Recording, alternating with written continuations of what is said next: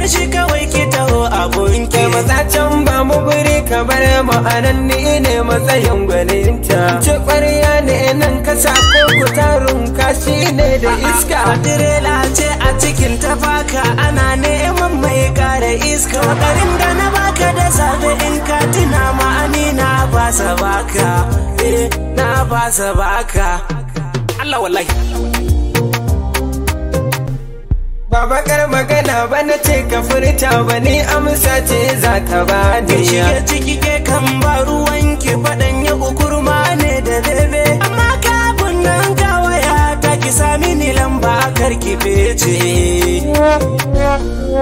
Dan Allah ne karki fece. Wai lamba ta zana baka shigar ka kamar wani dan acaba. Matarsa ta ce kullum idan sun yi bacci sai ya yagune ta. Sai ya yagune ta. Allah kuwa gaskiya nake faɗa miki. Kai ya ci ƙarya ɗan gisa kai amma yau jikin wani dole ya yi bayani. Jikina ne wai zai bayani kamar wani dan kai aka yi ni. Ya kunga ina da abin da zan yi idan ko ba ku da shi ku bar ni. Ina kan hanya yanzu ambasado na Amurka ya so ya gani. Lalle yau kin taki sa'a amma bari in miki yar bayani. Yaushe ne na je da sayan tumatir na kalli kafansa kama da tsani. A shekara ya ce har da ɗauri. Kaga ban yi da kai baka bani gogo ko yanzu in sa ka kayo bayani. A faɗa mishi dai in ya ki ji ai jiki magari kya ba shi mare. Karka damu kawai ai in ta mare ni ma a cikin so ne ka bar ni. Tunani na in an yi iska a nan gun kai ɗaya za ta kwashe. To tsaya ki ji ni din nan akwai arziki na kuɗi a gida mu huta. Idan kika so ni wallahi ni zan saya miki iPhone har da mota. Karki yarda ki bar shi wallahi kin gan shi ƙarya zai miki dan ki so shi.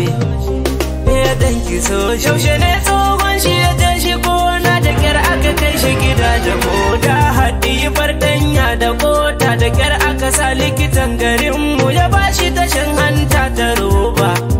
Idan ƙarya nake mu je mu duba. Barbatun ne yake a ina na san ki sai na ga kin min samfuri ma kama da Jamila mai biredi. Ko dai kun kalli kama da ni ne. Kun san mu yan birni a fata kamar yan China muke kamar mu. A'a ba wani China muna garin nan da ke ta ina kika je ki China. Ƙarya daki dan ki burge kawai dan kin dan shafa hoda. Jamila ki zo da jirabana wanda ya miki zawaye da hanci. Ranan ma a tasha muna a gefe mun ga kina tuya a kasko. Ana ran sai na daina ƙarya. Samari na suka san da zancen guduna za su yi sai su barani. Dan Allah ku barani. Ki saurara ki ji yar bayani kamar da kin taba ji ana ambaton gizo ko kina gajera. To ni ne gizo shi ko kokin idan ƙarya ce to ki zo gumu mu noma ta muke mu bayar.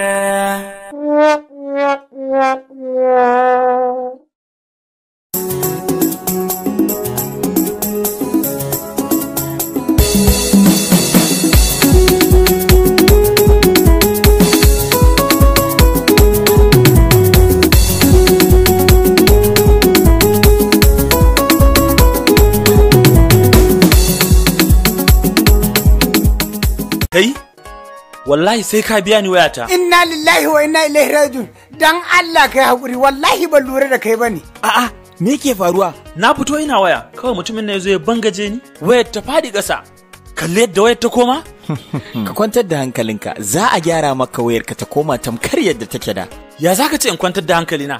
Bayan ya fasa mu wayata iPhone? Saboda akwai inda zan kai ka, za a gyara maka iPhone ɗinka. Baka da labarin Gombe iPhone Repair Usman AIB Investment Nigeria Limited wanda ake musu take da your device health our priority? Tabbas ya za a gyara maka iPhone ɗinka. Lokacin da iPhone ɗina ta samu matsala, tun na kai aka gyara mini. Suna da ƙwarewa wajen iya gyara akan dukkan wata matsala da ta shafi iPhone. Wannan haka yake, muna gyara akan dukkan wata matsala da ta shafi iPhone.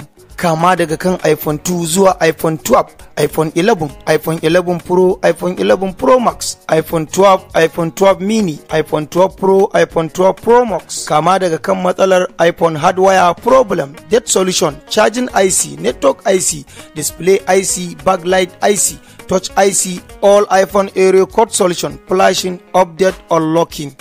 The iPhone Repair Usman AIV Nigeria Limited. Your device held our priority. Shagonmu yana nan a Fantami GSM Village Shop number 15 Gombe State. Daura da tiken Fantami. Za ku iya kiran mu akan wa'annan nambobi.